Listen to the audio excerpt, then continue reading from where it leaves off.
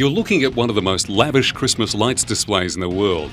80,000 lights and 15 kilometres of cables adorn a building 18 metres wide by 9 metres high. A building that until recently existed only as a graphic image produced by a Korean advertising agency for a series of TV commercials. This set was built in just 4 days on a field in Yangpyeong, 90 minutes from Seoul, South Korea.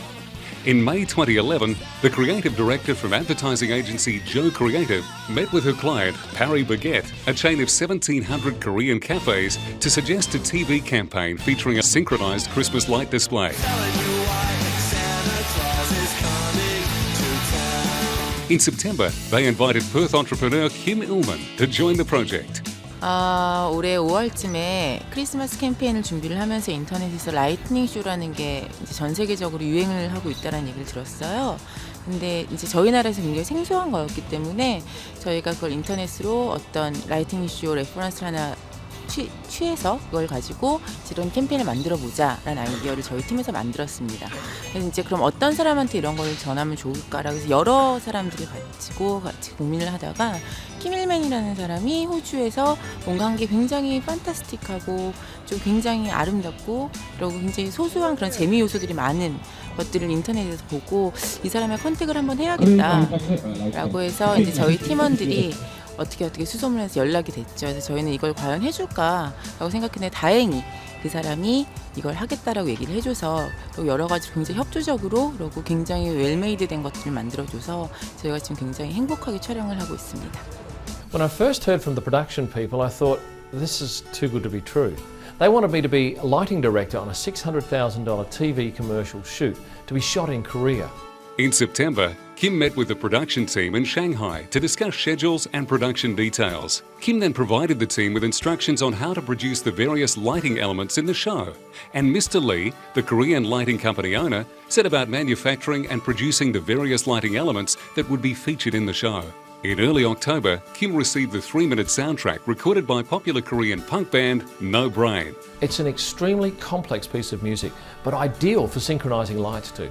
It goes from innocent and serene to wild and punchy, and the initial programming took me about 40 hours using software from American lighting supplier Lightorama. The initial lighting sequence had more than 350 channels of individually controllable lighting. Now, to give you an idea, each arch has 8 channels of light. So I programmed section 1 to come on for 1/8 of a beat, then section 2 to come on for 1/8 of a beat, while section 1 fades, and so on. It's laborious and at times frustrating work, but the end product would be a true work of art and provide riveting viewing for Paris Baguette customers. However, there was a last-minute hitch that would throw the project into jeopardy. The day I was due to fly to Korea in late October, I was advised by the Korean electrical company that they couldn't get any more Lightorama circuit boards. These boards are the vital link between the software and the lights, and for a while, it looked like we'd have to limit our show to just 128 channels, and that really wasn't going to be enough. So with just a few hours before my flight, I was busily unwiring 10 of my circuit boards at my Perth home, packing them in my suitcase, and they were coming with me to Seoul. Upon arrival in Seoul, Kym first met with the electrical company to test his Lightorama cards would work in Korea, and to everyone's relief, they worked. Next, he met with the agency to discuss scaling back the show from 350 to around 260 channels.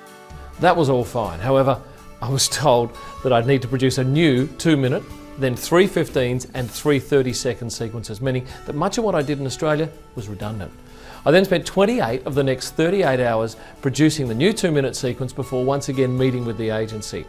But one of the delights for me at that meeting was watching the smile on Juan's face as she watched the sequence. It was then I knew I'd come up with a winner. A visit to the site in Yangpyeong, 90 minutes from Seoul, provided the production team with an opportunity to discuss the finer details, like placement of the set on the field, camera positions and angles, extra lighting required, progress on the production of the different lighting elements, and so on. Have a look at this. It's 9 o'clock on the 7th of November and we've just driven from Seoul Airport. And this is my first look at something that's pretty impressive. My wife Tonya and mutual friend Rebecca Durrant joined me in Yangpyeong. And for 3 nights we sat at a table in front of this amazing set fine-tuning the lighting sequences. We'd arrive around 2 p.m. and we'd work until 2 or 3 in the morning with temperatures dropping to around 0. The agency team, well, they'd arrive each night to view the progress, but for most of the time it was just us 3 Australians, our 2 translators and electrical whiz Mr. Lee, alone in a Korean country field. It was a surreal feeling having the whole thing to ourselves. And the night before we filmed the commercials, Daniel nipped into town to a Paris Baguette store to grab dinner and a birthday cake for Rebecca. I don't expect we'll ever have anything like that again happen in our lives, but I'll certainly remember it for a long time. The following day, Kym and his crew arrived around 3 p.m. to witness a hive of activity. The 60 or so people on site were busily tending to the last-minute details. A crane had been brought in to hoist 2 lights high above the set to replicate a moonlight effect. $15,000 of artificial snow was being pumped over the roof, ground and surrounding trees. The director of photography was fine-tuning camera positions, and all in readiness for Kym to plug in his laptop and set the lights into action.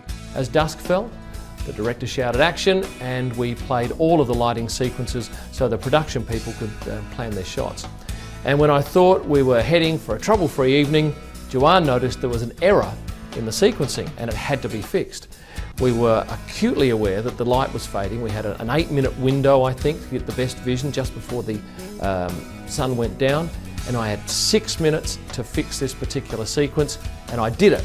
Disaster averted. In between takes, the client had arranged for their own camera crew to film a behind-the-scenes video.